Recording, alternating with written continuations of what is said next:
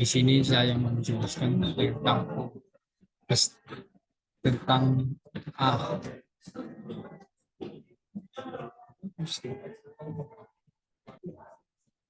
perkenalkan Pak. Nama saya Prapanca Panjaitan dari Prodi D3TI. Di sini saya menjelaskan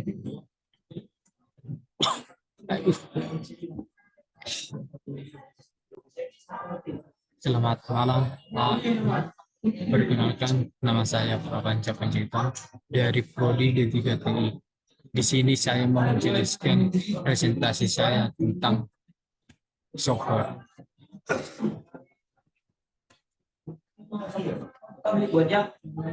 Yang pertama adalah jelaskan apa itu software. Software adalah perangkat lunak yang sering disebut juga dengan software. Adalah salah satu komponen penting dalam dunia komputer dan teknologi informasi.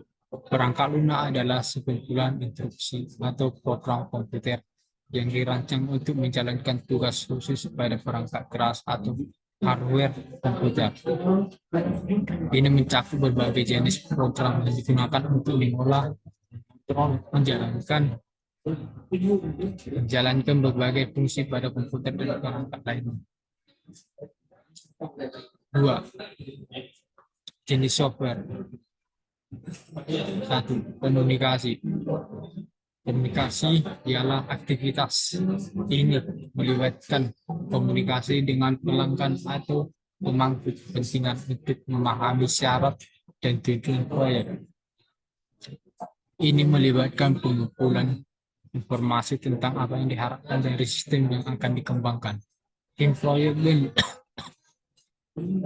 proyek berinteraksi dengan pemangku kepentingan untuk mengidentifikasi kebutuhan mereka dan memahami visi keseluruhan proyek.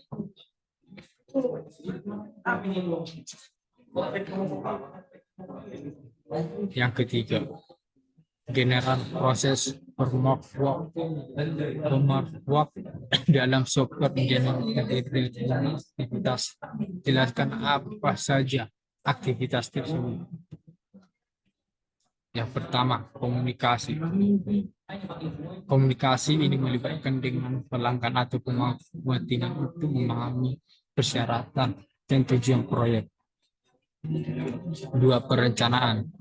Aktivitas perencanaan melibatkan pembuatan rencana proyek yang akan mencakup estimasi waktu, sumber daya, anggaran, dan penjadwalan.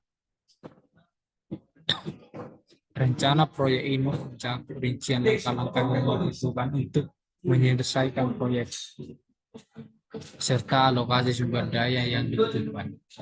Ini juga mencakup mengidentifikasi risiko dan pengembangan strategi untuk mengatasi mereka.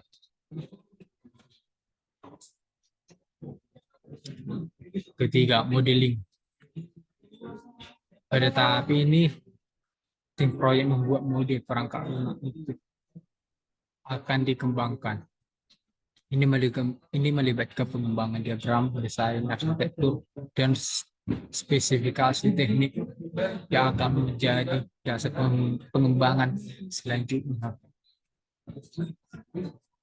Ketiga, instruksi. Ini adalah aktivitas utama dalam membuat perangkat lunak sebenarnya dibangun. Proses instruksi mencakup penulisan kode, pengujian unit, interaksi komputer, dan pengujian sistem. Selama tahap ini, pengembang bekerja untuk mengimplementasikan spesifikasi dan desain yang telah dibuat sebelumnya. Kelima ialah pengiriman atau evaluasi. Aktivitas terakhir melibatkan pengiriman perangkat lunak kepada pengguna akhir dan evaluasi sistem kerja. Ini mencakup pengujian akhir, penyebaran sistem, dan pemantauan untuk memastikan bahwa sistem berfungsi sesuai yang diharapkan.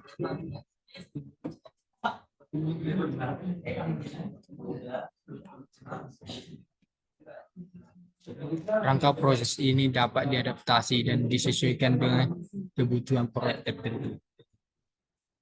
Selama seluruh siklus pengembangan perangkat lunak, manajemen proyek dan pengawasan mutlak diperlukan untuk memastikan bahwa proyek berjalan sesuai dengan jadwal anggaran dan spesifikasi yang telah diharapkan.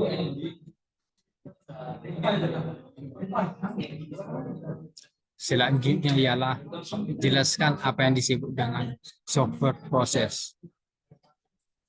Software proses ialah perangkat lunak. Perangkat lunak atau software proses adalah serangkaian aktivitas yang terstruktur dan terorganisir yang digunakan untuk merencanakan, merancang, mengembangkan, menguji, menerapkan, dan memelihara perangkat lunak. Proses perangkat lunak adalah pendekatan sistematis untuk mengolah proyek pengembangan perangkat lunak dan memastikan bahwa perangkat lunak tersebut diproduksi dengan kualitas yang baik sesuai dengan syarat, waktu, dan anggaran yang telah ditetapkan. Beberapa poin penting dalam pemahaman tentang proses perangkat lunak adalah: 1. Struktur dan metodologi. 2. Kualitas dan pengujian. 3. Manajemen proyek.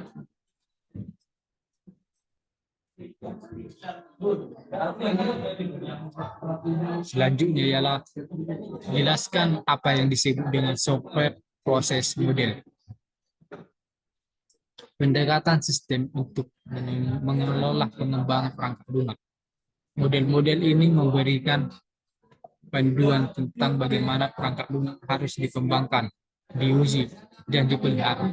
Mereka membantu mengatur kerja, tugas, dan interaksi antara tim pengembang perangkat lunak.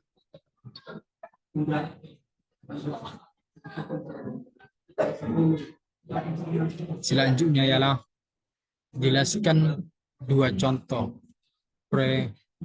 predictive proses model. Yang pertama, model waterfall.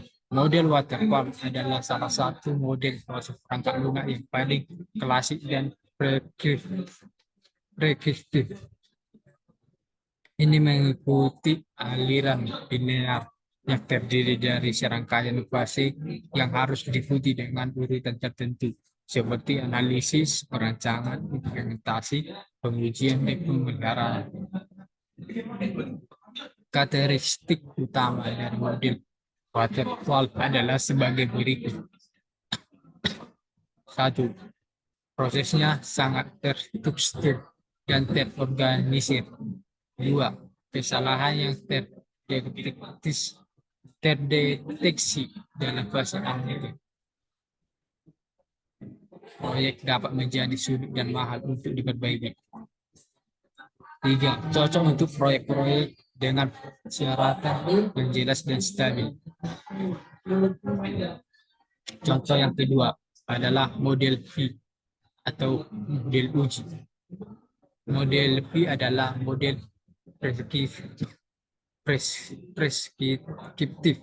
preskriptif yang menekankan pengujian perangkat lunak selama seluruh siklus pengembangan. Ini berupa dengan model waterfall dalam struktur linearnya, tetapi lebih menekankan pada pengujian dan verifikasi. Karakteristik utama dari model P adalah sebagai berikut. 1. Setiap fase pengembangan memiliki fase pengujian yang berpasangan yang sesuai. 2. Pengujian dilakukan secara menyeluruh sepanjang siklus pengembangan. 3. Model ini membantu memastikan bahwa perangkat lunak diuji dengan baik dan sesuai dengan syarat sepanjang proses pengembangan.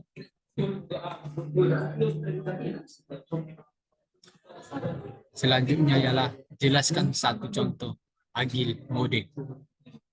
Yang saya ambil contohnya Scrum. Scrum adalah kerangka kerja pengembangan perangkat lunak yang mengorganisasikan tim pengembangan dalam sprint, yaitu periode waktu yang biasanya berlangsung antara 2-4 minggu.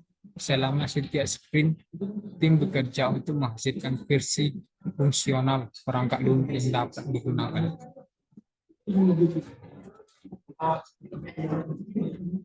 Selanjutnya adalah jelaskan apa itu umbrella activity.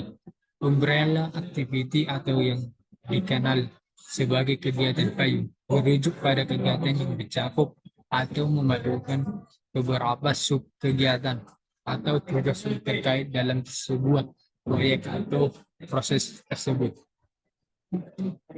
Tujuan dari kegiatan payung adalah untuk mengelompokkan, mengkoordinasi, dan mengelola sejumlah kegiatan terkait yang harus dilakukan dalam suatu proyek atau proses.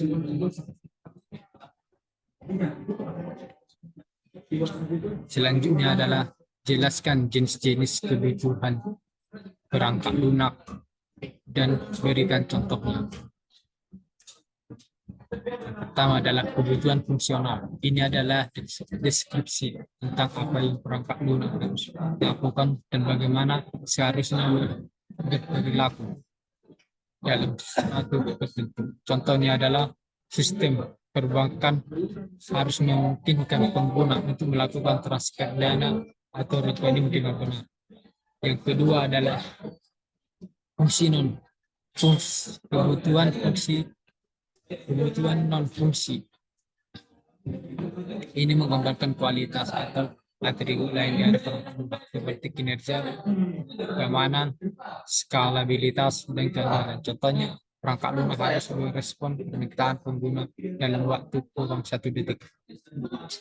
Yang ketiga adalah kebutuhan bisnis. Ini berkaitan dengan tujuan bisnis dan strategi organisasi yang harus dicapai dengan pengguna perangkat lunak. Contohnya, perangkat lunak harus meningkatkan efisiensi operasi perusahaan dengan mengotomatisasi proses bisnis yang ada.